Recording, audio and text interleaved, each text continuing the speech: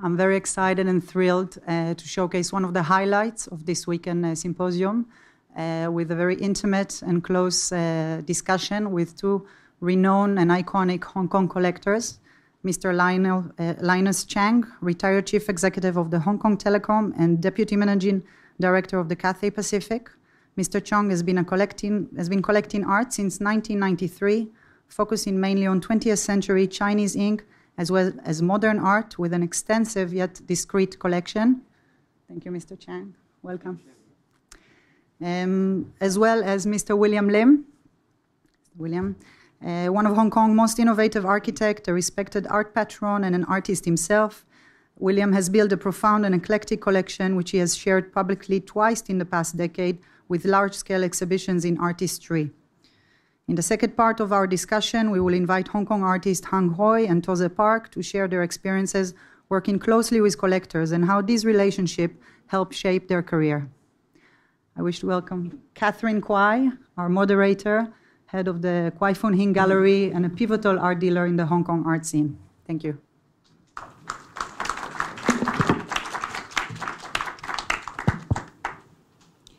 Good afternoon. I made some changes. You are expecting 4 people, sitting here for the panel. But after, discussing, with the 2 Hong Kong art collectors, we made the changes. I put the session into 2. The first part, is, the art collector will give enough time to them, to share their collecting insight, the vision, their passion, and then how they collect. So, but I'm very happy to get in the 2 well-respected and renowned art collectors from Hong Kong. And very interestingly, I find it so special because, Linus and William, share, few things in common. Their determination to collect, their passion, their collecting philosophy, and then their persistence. But their collecting, direction is very different. Linus collect 20th century Chinese ink painting and modern ink painting. And he started to collect, in 1993, and this is his 23 years, Believe me, in the early 90s, we only have a 5 gallery and some art dealers in Hong Kong. So I call it, he's nearly the pioneer, of collecting, the arts. And after 23 years, he is still buying. So later he will tell us, his passion. And for William, I get to know William in the 2006. I still remember you start to buy the Chinese contemporary art, and at that time it's very, in demand and very popular. But very shortly after his few purchase, he determined to support the Hong Kong artists' contemporary art.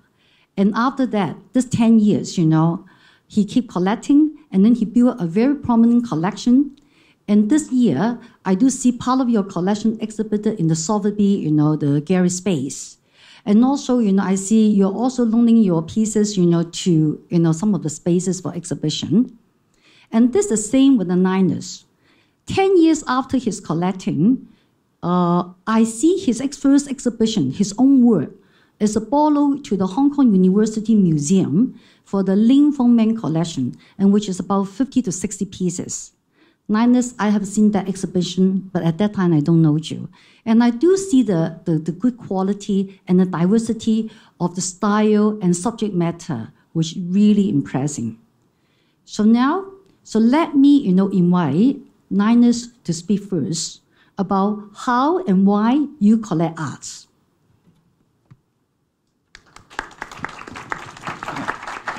Thank you, Catherine. Does the mic work? Yeah, you can hear me well. Yeah, thank you very much. Thank you, Hong Kong AGA. And only not too long ago, there were only a few art galleries in Hong Kong. And I've been asked to talk about the story of my art life. And it's quite easy, but I did spend a lot of time thinking about the subject, hoping to share with you some insights. And the 3 topics I'm going to talk about is firstly, why did I collect? How did I collect? And more importantly, my views about the art market for now and for the future. at the risk of sounding eccentric, I really, looking back, I don't understand why I become a collector. And I must say, I'm a reasonably successful collector because I came into the market at a brilliant time, looking back, in 1993. I have no family wealth. I'm not an entrepreneur. I am not an iBanker. I'm just a salary earner. It's not easy at all for a salary earner to become a collector. But when I started, now I know that the distinguished auction houses like Sotheby and Christie's in the 80s, every 6 months they may have an auction and they may have only 20 customers. So the art market was basically like a pool of still water. And when I started in 1993, for the next 10 years until the year 2003, in essence, the art market, the prices did not move at all. There was no enthusiasm. There was no support. And how did I start? I was working for a beloved company for 23 years, but I did not save much. But in early 1993, I made $2 million in the stock market. I knew nothing about art. I read nothing about art. And then I asked myself, how do I spend my $2 million? I can buy a car, and I could squander it very easily. And I came to the decision, without knowing anything about art, to spend half of it on 3 paintings. And I patronized Mr. Xu Leiping 先生, Han Art, Han Mak-Hin. And I bought Wu Guanzhong, I bought a Ren Bo Nian, and a Fu Bao Shi. And that was a stroke of good luck. And normally, looking back at my track record, I would apply a 3-minute further, what you call a 3分鐘熱度. And then I would start and I would stop. But very fortunately, at the end of 1993, I met a very good friend of mine at the back who was going to join our discussion, Mr. Hong Hoi. He doesn't speak English, but he's an outstanding artist, Mr. Hong Hoi. He's the first person I know in art, and he has been so helpful to me, both as a friend, as an authenticator. And you know how important authentication is in art. So that's how I started. But my guiding principle, I try to recall what should guide my new hobby. May I quote Oscar Wilde? People know the price of everything, but the value of nothing. And that applies a lot to the field of art, especially to someone who, to me, I am an enthusiast.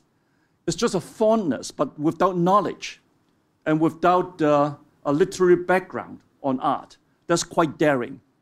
But the delicate relationship between price and value, and the delicate relationship between authenticity and thickness really could hound a collector.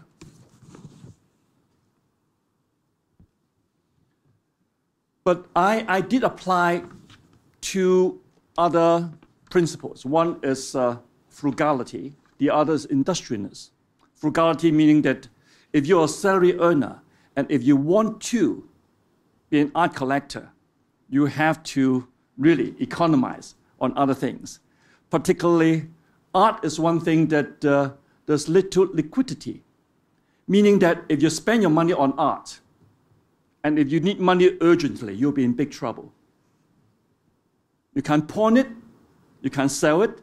You go to the auction house and ask to dispose of your art. If you're lucky, it will take 6 months. If you're not lucky, they will decline it, even you bought it from them.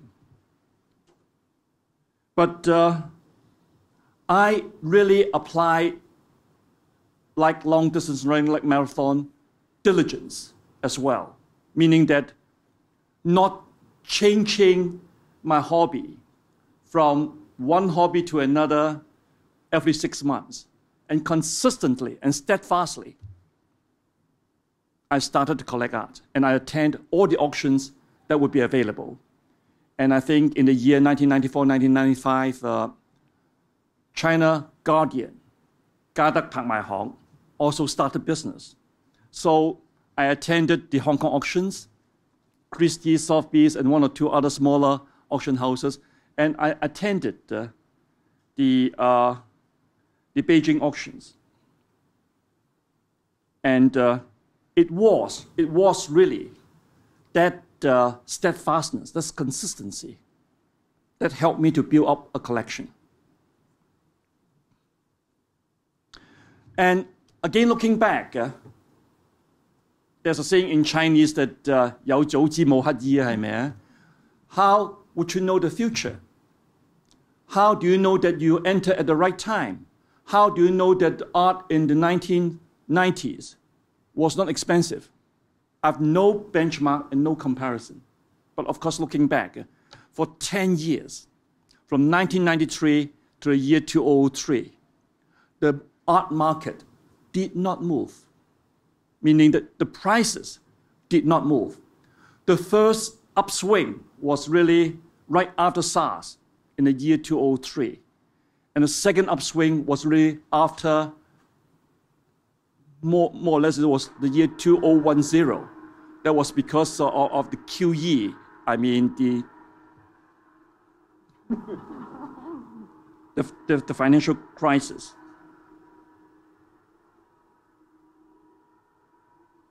And then, like any new collector, particularly I share with you my Lego foundation, I would shoot from the hip, meaning that I don't know what I'm buying, and whatever that would come to my eyes that would interest me, I would buy if it's within the price range.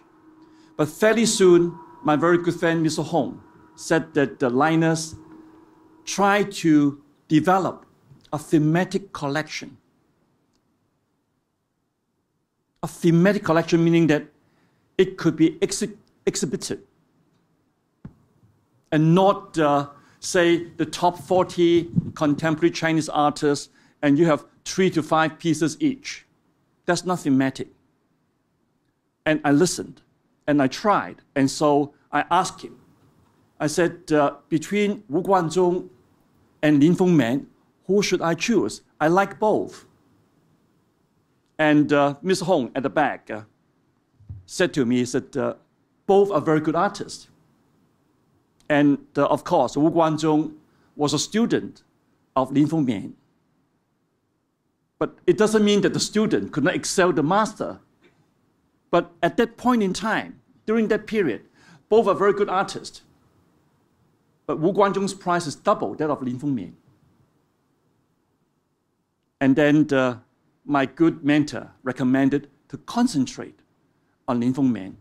And in those days, I could buy a small piece of Lin Fengman that is 13 inches times 13 inches for something like 30,000 to 60, 70,000.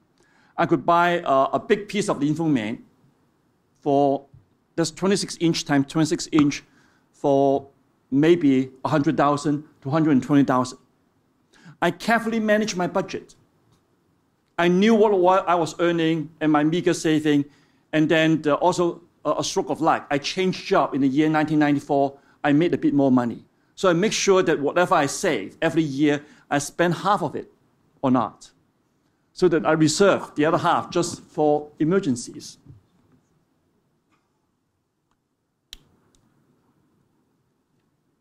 And you may be surprised if I tell you that I can now, at this point in time, buy art, area of my interest. Of course, I do not only possess Lin Fengman. The top 20, 30, I have a few pieces for the leading artists.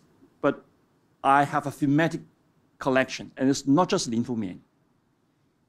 And then, if I tell you that at this point in time, in the year 2016, I can still buy art at old prices, would you be surprised?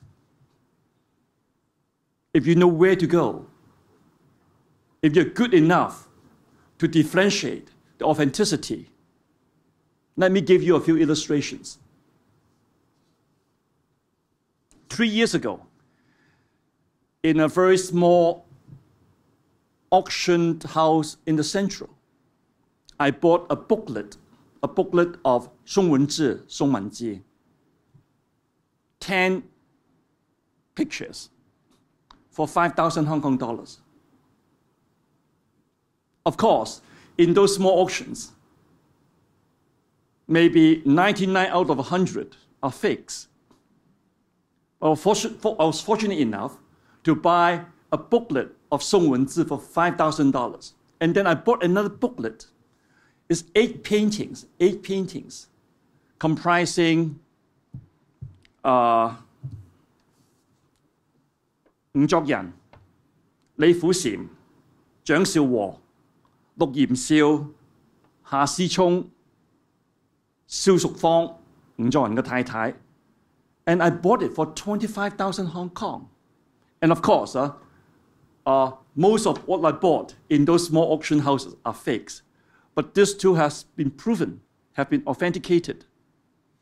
And I never bought art to make a profit. I never take art as an investment. It is a hobby. So my starting point in art collection has never been money making. But it's great to see that if I spend $5,000, I could sell for $500,000. That's 100 multiple. If I bought this 8 booklet for $25,000, I think it could easily fetch $1.5 to $2 million.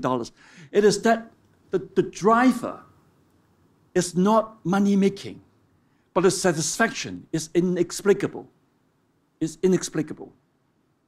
And so I do consistently, diligently work on art, and I do focus a lot. And then if you may ask, what are the thematic collections that you are doing, Linus? Then I must say to you as if I have just met a beautiful girl for the first time, and my first question is to ask about her measurements. Clearly, I would. Anyway, collection is such a joy. But I focus on the area that's non-classical and also non-modern. It's hard to describe. It's the area between, it's the era of 1840. The artist born from 1840 to 1957. Mr. Hong Hoi was born in 1957. 1957年出世嘅嚇，洪海先生嚇。I concentrate in that 100 years, and starting from 1840 was 任伯年、任伯年， and then 1864 齐白石 ，1865 黃邊紅， and then the masters, a huge number of masters. Then in 1895 you have 傅抱石 and 徐悲鴻. In 1899, Zhang Daqian, the whole lot. I focus in that area. I do not touch the classical. I do not touch the modern. And then I come to realize that that collection, that may be a dubious one, collection and reading has some linkage. So it's not just collecting, going to auction houses and buy. Reading is not just on art history, on art books. Reading is on literature, on history, on poetry, and they're all linked together. But I'd like to move on really quickly to me that is more important about my views of the future art market. Napoleon once said, he said, let China sleep, for if she wakes up, the world would tremble. Well, leaving aside China's economics, but the art market in China has really leaped forward in leaps and bounds.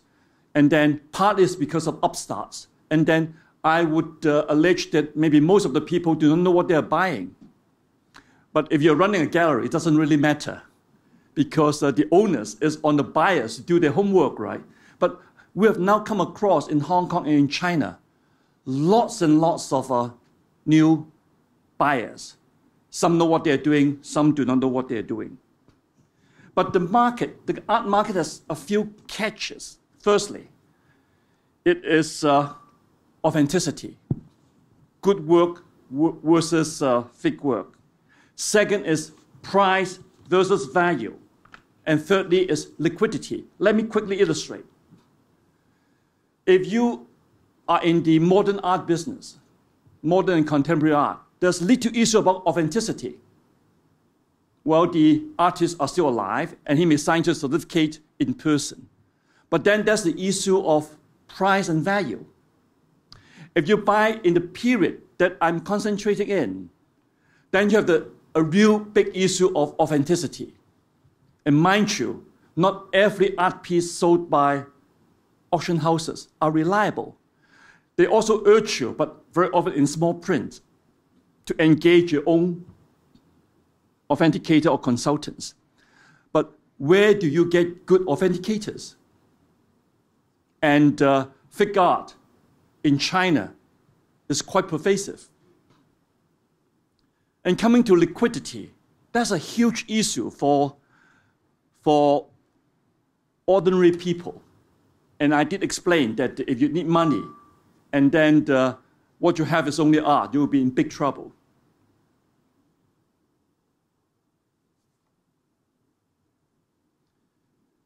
China really has created a momentum in art collection. And that at the leading auctions of Sotheby's and Christie's. In the past, say between 1993 to 2003, the first 10 years of my collection, I know most of the faces in the auction hall, but now I know very, very little.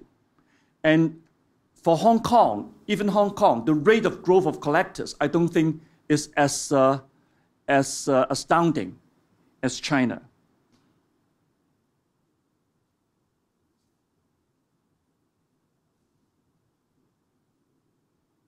And just last year, Christie's sold a piece of Modigliani for $1.3 billion. And this April, Sotheby's in Hong Kong sold a piece of Zhang Daqian for $270 million. And I just heard from the television that China is paying a soccer coach 1 year for $220 million, Hong Kong, for a year of coaching fee. And so we cannot ignore China. And when you want to have an active art market, it's not just the top pieces. And of course, the rich Chinese collectors are buying top-tier Western art now. But if you look at the Chinese market now, it's the medium pieces that have moved over the last 10 years. And of course, at this point in time, the market is adjusting. But when you get a lot of newcomers, some they come and go, like I mentioned, the 3-minute thirfer. But some stay on. And there are a lot more newcomers. And so the market potential for art in Hong Kong, to me, is substantial.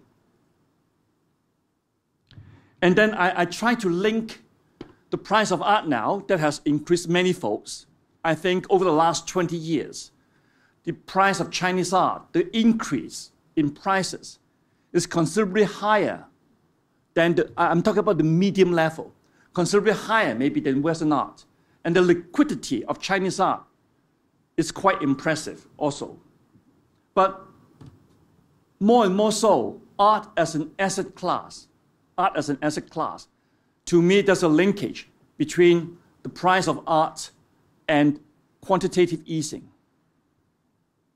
When quantitative easing started in April 2009 from America, now you have QE3, the art market in China really shot up the year after because China followed suit with a lot of central bank money printing.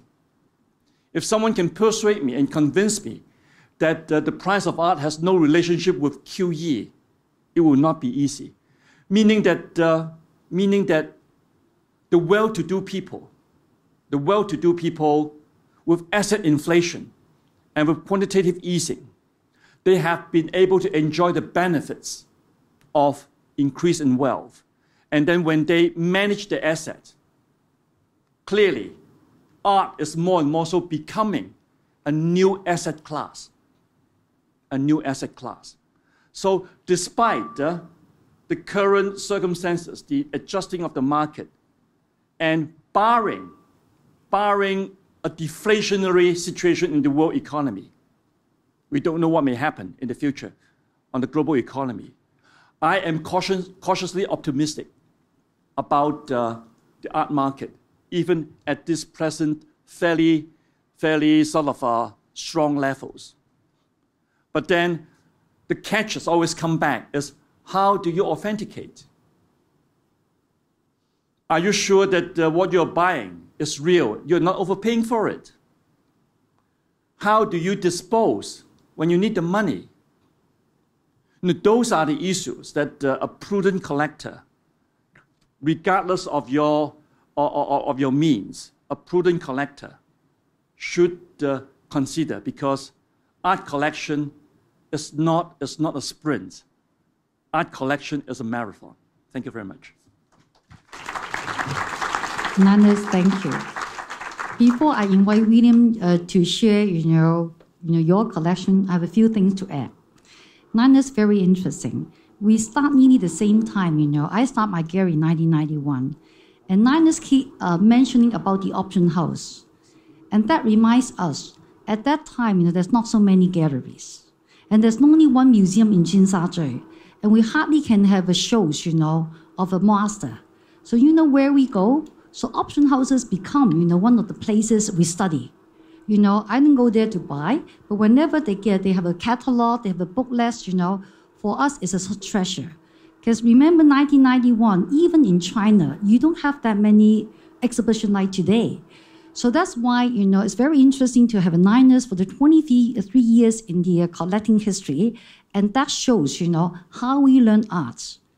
And again, Linus, the second thing, you keep telling us, the worry as a collector about the authenticity. And that's what I experienced. I also start with some master, and that's why I stopped, a few years. But what happened now? We have a lot of a gallery here. We don't have such worry. If you start to collect the contemporary art, so the artist is living. The gallery is the representative. So we don't have such a problem, so much. And that's where William is faced. You worry is about authenticity, where's the sources, but not for the contemporary art. So now let's invite, William to share your art philosophy, art in life, life in arts. William. I think Linus' presentation is so interesting, and actually half of what he said is exactly how I feel about how you collect and how collecting really became really a passion, and that's probably the only thing you really want to put your money in, and so I'm going to just go over quickly the way that I got into collecting art. We can actually go quite fast. So, do I use my...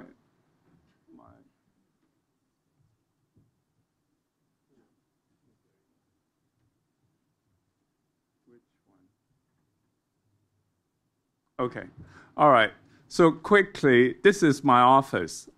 Maybe some of you have been there. You see that actually I'm an architect, but where I work is very messy and is surrounded by all these very strange, eclectic art and objects that I collect from everywhere. I really believe that, living with art is probably one of the more enjoyable things.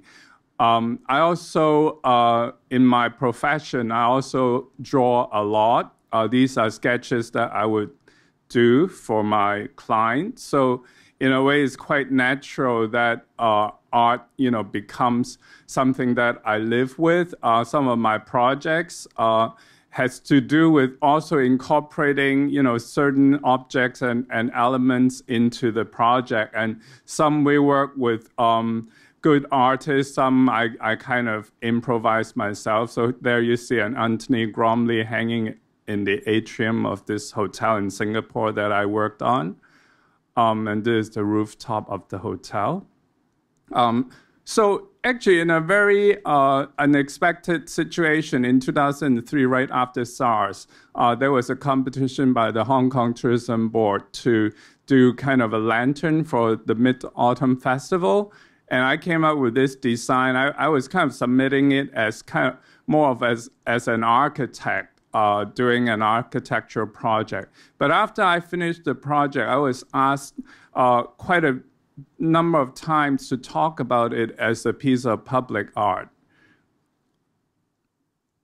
And then in 2003, I was invited to do the Hong Kong Pavilion for the Venice Biennial. And so this is the piece of in a way, it's architecture, but then it also kind of straddled between art and architecture. And then in 2010, again, I did this work at the Venice Biennale. And in 2011, I did this bamboo structure at Victoria Park. And then I actually did this installation here at Asia Society, like around 2013. It's a show curated by Fumio Nanjo. So in a way, gradually, as you can see, I kind of get into this world of art. How did I start collecting? Actually, when I always liked art, so I've been collecting almost as a kid. Whenever I travel, I really feel art is a way to remember a place by. It really shows the culture of a place. So I like to buy something when I travel to different places. So around 2003, 2004, I go to China to work a lot, and at the time there was only one gallery, Shang Art, and they open till very late at night in the park. So I would go there and visit them, and this is probably among one of the first piece of contemporary art I bought. It's a work by Xu Song. I used to buy kind of more like Chinese antique and snuff bottles and things like that. But then once I realized with contemporary art, you can actually communicate. You can talk with the artists. You can, really understand what they're doing, and also what they're doing, it might be a lot closer to the place that we live in. So then I found that, contemporary art is quite interesting, a lot more kind of, related to our life. So this is one work I bought from very early on from Tang Gallery from Bangkok. And then around that time, I was actually looking for this work by Cao Fei. I mean, the Chinese market was so hot at like 2006, 2007, and I couldn't find this work, any work by Cao Fei. And then I heard about this place, Parasite, and they have a Cao Fei exhibition. So I called up, and then there's this German guy here answering, "Oh, come visit us tonight. We're having a party." So I went, and then, this was the work by Cao Fei that they have a limited edition. So I thought, great, it's such a nice way, I couldn't find anywhere else. But then when I went there, I saw something like this. It was like this party, and people were smoking, and there were all these tablecloths lying around. It's like, what art are you talking about? And these are Lee Kit's tablecloth. So it was such a strange thing. And then but they were doing great show. They were doing like a Lawrence Wiener show at the Star Ferry, and this is the Lifesaver that he did. So it's a very strange world compared to that, mainland Chinese contemporary art market. So I thought it's something I don't understand, but then I think it's quickly, I get into this kind of art community here. I was invited to these art auction. Of course, I wasn't familiar with Asia Art Archive, but every year they have one auction that's always quite interesting and successful. And then there's also the Parasite auction, which at the time it was like go there and buy cheap art, because nobody was there and nobody was really looking at these works. So one of the things I first bought was this 24-hour with Tozer Pak, he's gonna come up on stage later. It's like there's totally kind of, what did you buy? It's like nothing. But it seems like, to me, if it records something in history, something that has happened, that could be interesting enough. So actually, I ended up spending this 24 hours with Tosa in my studio. And then I was also invited to then show some of in Europe, I think they are probably a lot more aware of collectors and private collections and contemporary art. So I was invited to do this show in Holland, and I brought some of these artwork over there. And for some reason, I bought this Lee Kit work. And actually, at the time in Hong Kong, he wasn't really, too popular yet. But then people were over there were like, wow, this is great art. It's like, can we, meet the artists and things like that. So I was very surprised that, in a way, it is an international language with contemporary art, that you don't have to know the artist. You can see from the work that it is interesting. So this was a very popular show in Holland at that time. And also I used my gallery, my office, to do a show every year to kind of support Hong Kong artists. So this was a show with Nadim in 2013.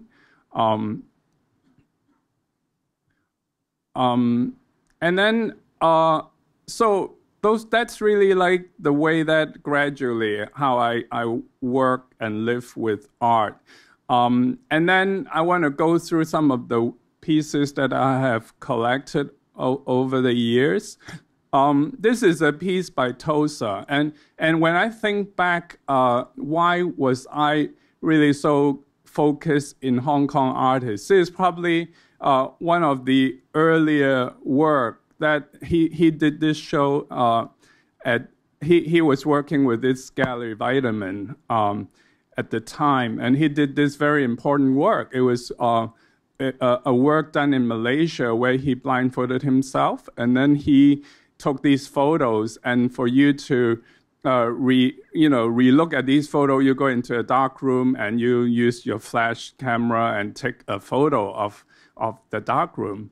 And then the gallery owner said, hey, this work has 4 editions, and 3 of them are going to European collector.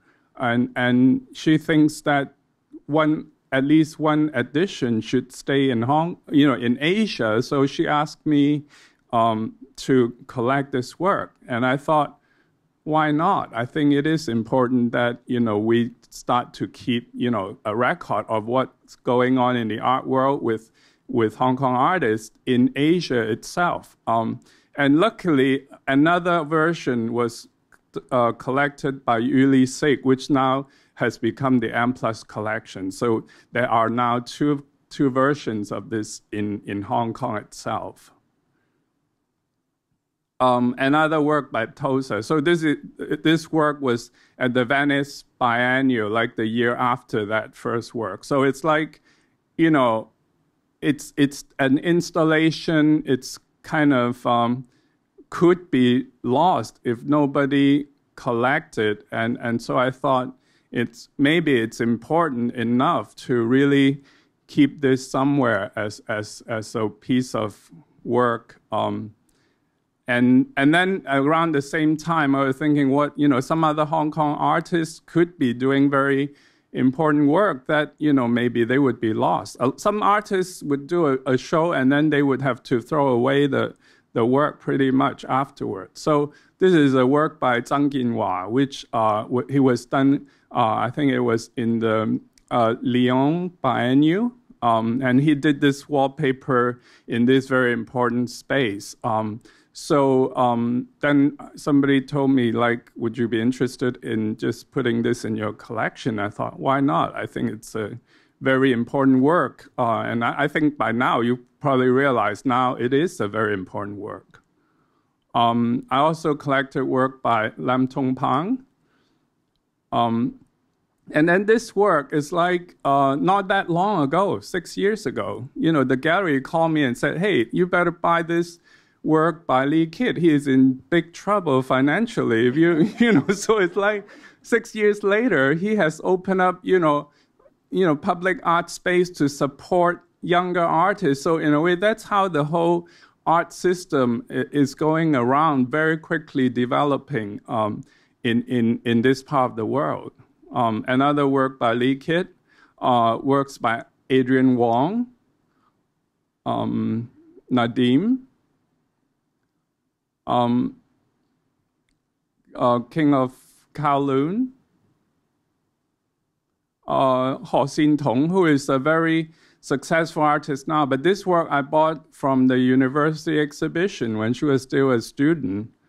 So again, I think, like Linus was saying, the satisfaction is to be able to spot these artists when they're young and see how they develop into, successful artists. I think that's really part of the adrenaline rush for collectors. Samson, this work was shown at Parasite. It was kind of, he didn't have a gallery at the time. So I collected this work. It was really him recording the sound at the border between Hong Kong and China. So a lot of this work is quite conceptual, but I think it is important. And when you look back, it is not only an artwork, but it is a historical performance.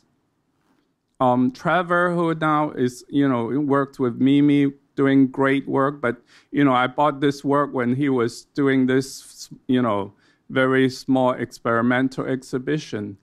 And Wong Ping is probably one of my, artists to look out for. He's doing these really unusual, wacky video works.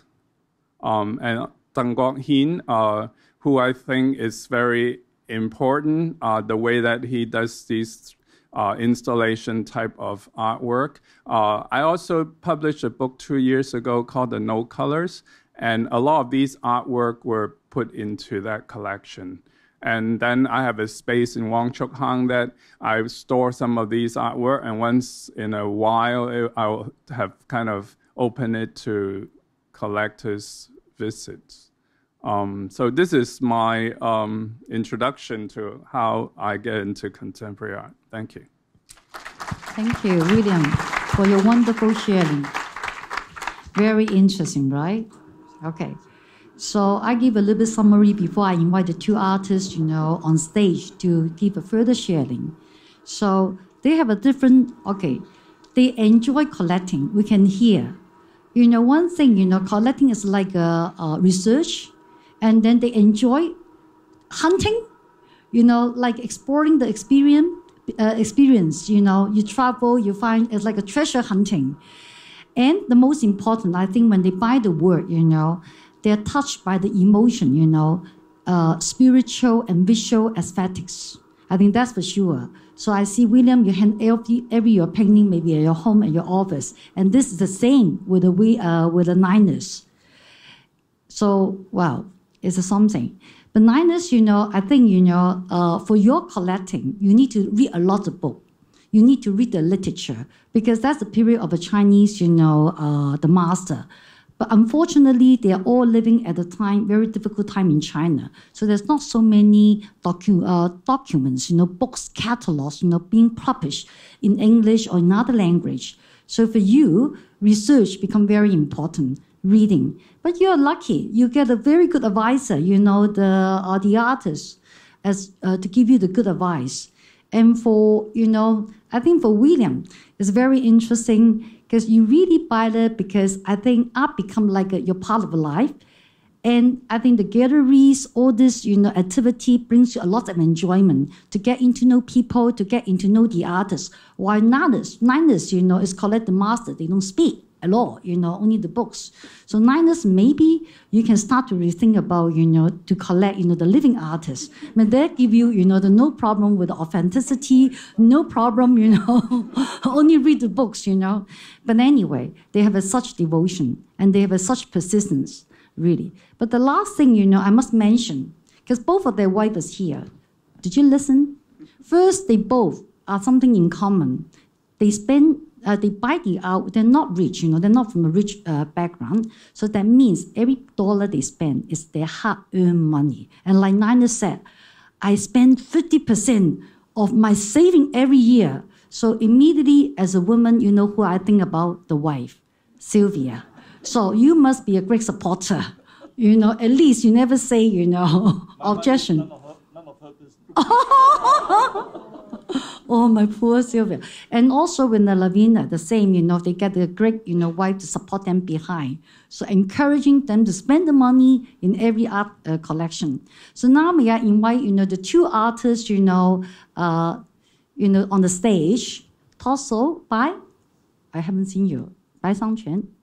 Oh, so you're here. HongKong.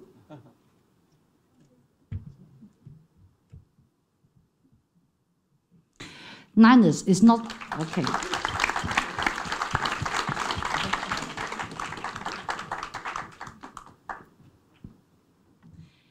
Linus is not true. Okay, with this, session. Okay, I don't know HongKong so well.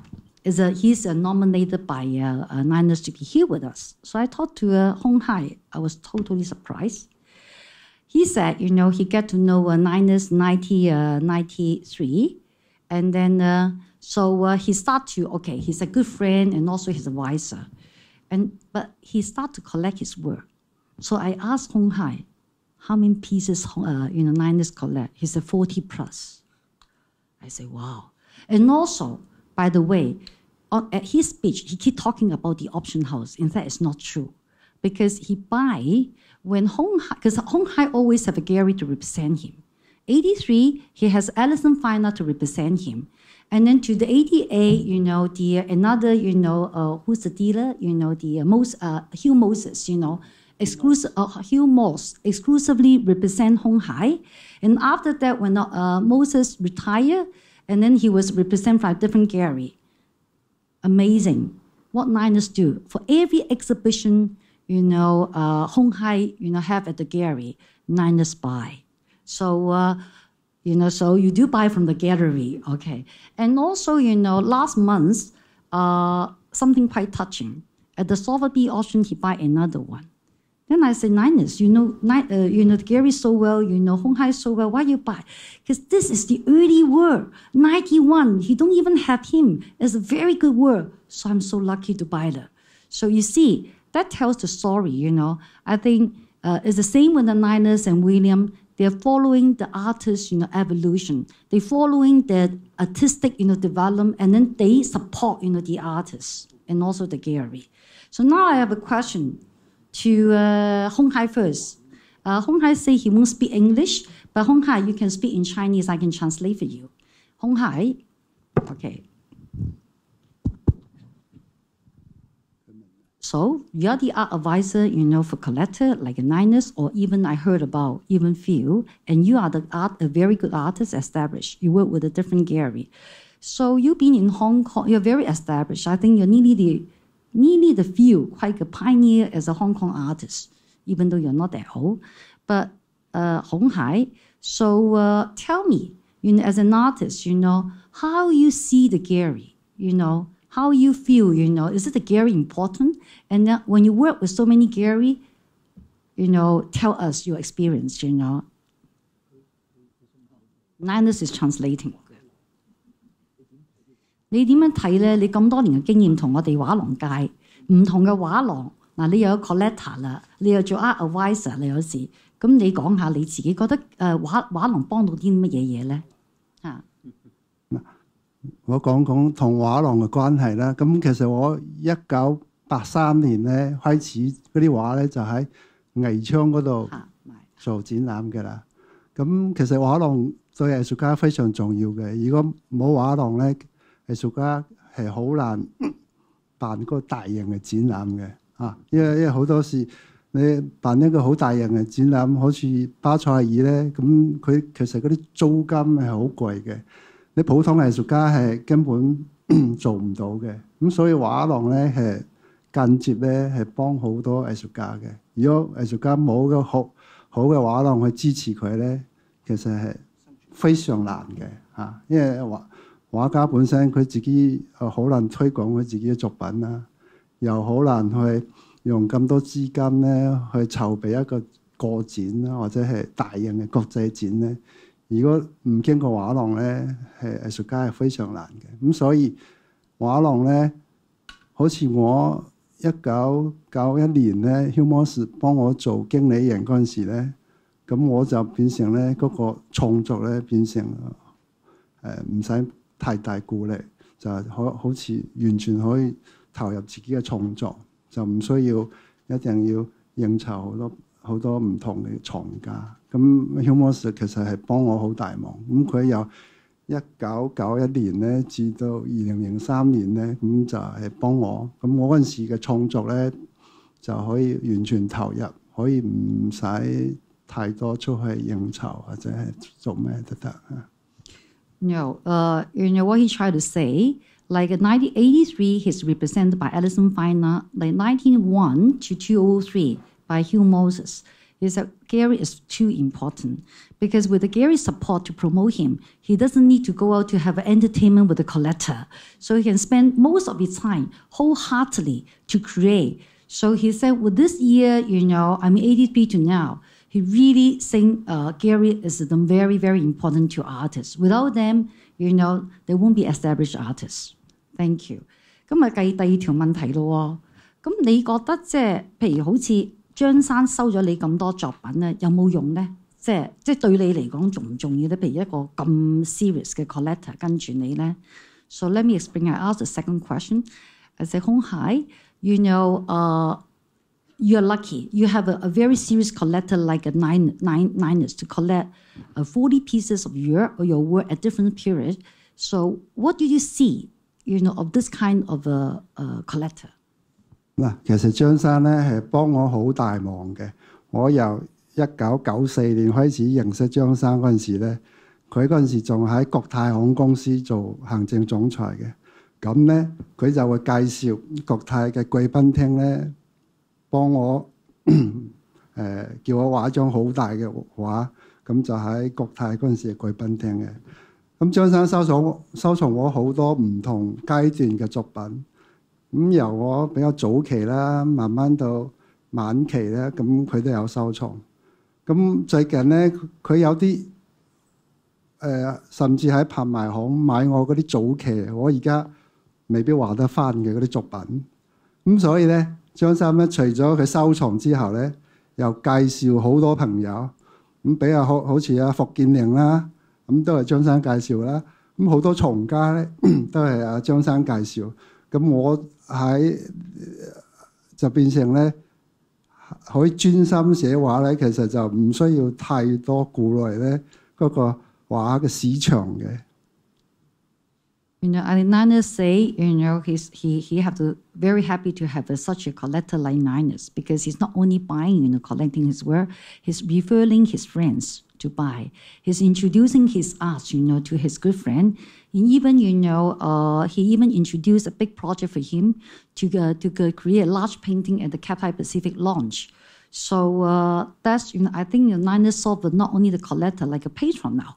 Okay, and I also know, so whenever there is a museum exhibition, so they also borrow works, from the Linus, because sometimes the others don't even have the work of the early period, right? Yeah, that's it. So now I have to, you speak English, right? Yes. Good. Then I don't need to. I know Chinese university. It's good to ask. Yeah. Okay. I study, your portfolio, and then now we see a lot of your good work, with the Williams presentation. You are different because your work is very difficult to be collected by the private collector because it's installation, it's a conceptual, and which requires space. and which also require curatorship, you know. So I also see, you know, you have lots of exhibition, you know, mostly with the institute, not say, okay, you have a gallery present you. Can you tell us, you know, how you know, develop your career? Is difficult? I think for me, just like very natural become an artist because I love the artwork. I like create art. So I try to find a way to become an artist. But when I just graduated, I think in Hong Kong at that moment, it's really difficult to become an artist, especially a contemporary artist, because it seems that your work can't sell and return any money for you. But I'm very lucky because I have a group exhibition in a very small wall. There has like 20 artists. At that period, is something related to SARS. And one of the pieces was sold by a newspaper editor, Ming Pao. And they think that artwork is very, very good for them to communicate with the reader about a society situation in the newspaper. So they invite me, give me a column to create my artwork in the newspaper. And I try to make it. You know, it is very difficult. As an artist, you like to very leisure in your studio to do a painting for 2 months, something like that. And then the final work, you look at the final work very detailedly. But in the newspaper, you need to work very fast. Like every week, you have one piece of artwork. And the artwork itself have its limitation in the newspaper. And that is one of the first step I go into the art scene, I think. Because I try to make the newspaper as a media for me. And that media is totally new. I think not too much people use the newspaper as their artwork as a media of their artwork to do it. So I try to find the limitation of the newspaper, how they communicate with the reader, and how my artwork can work inside in the most suitable way to communicate with the reader. And I find a very unique way of my artwork is I try to observe the Hong Kong city. I just every day walking around the Hong Kong. And if I find something interesting, I just pick it up and then do something, post in the newspaper. I can give you an example.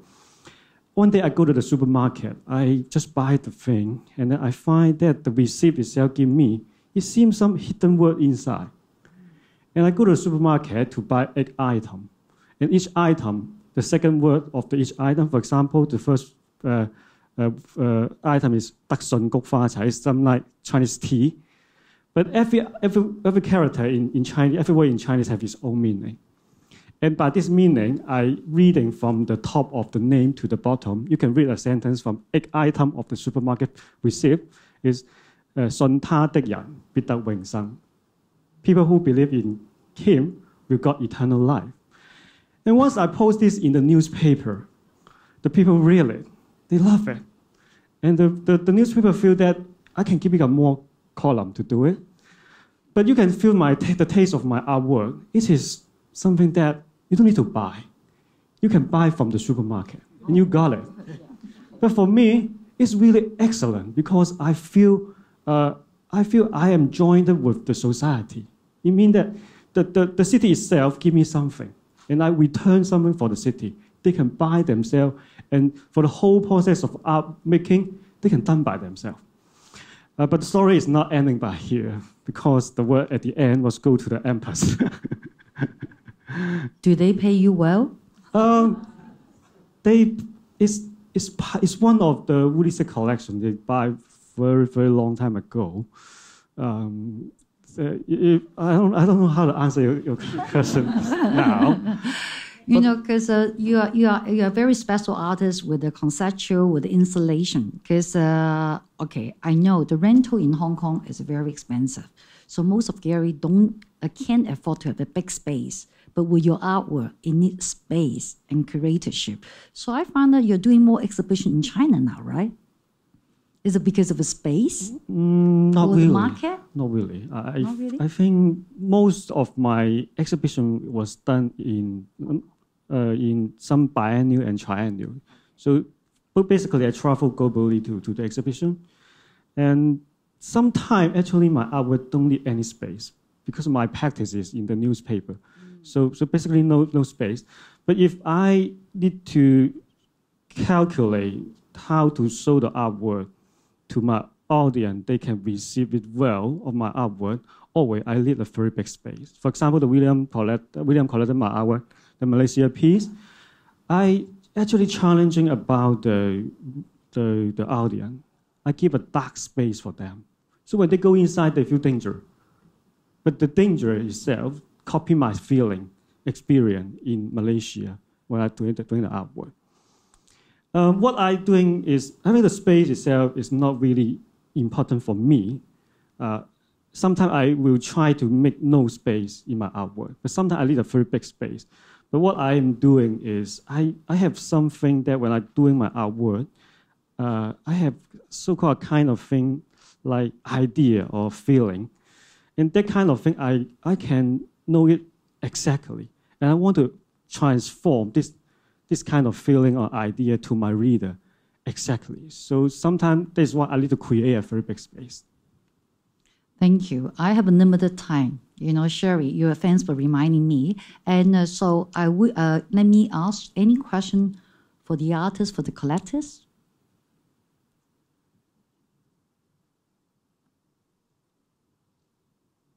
Wow, very unusual. It's the first panel we don't have any question. They covered extensively. It was wonderful. Okay, so let me summary up. You know, okay, we have a very good collector, well-respected collector here with the two established artists. But I have to say, you know, Gary is very important because without the good Gary, without the Garys, you know, I think the artist, you know, cannot be promoted. I think, you know, Tosa and then Hong Hai, you all agree with me. Because the Gary is not only to promote, present the artist. Even some Gary, they make catalog for documentation. They organize talks, programs, and then they work together with the curator from the museum.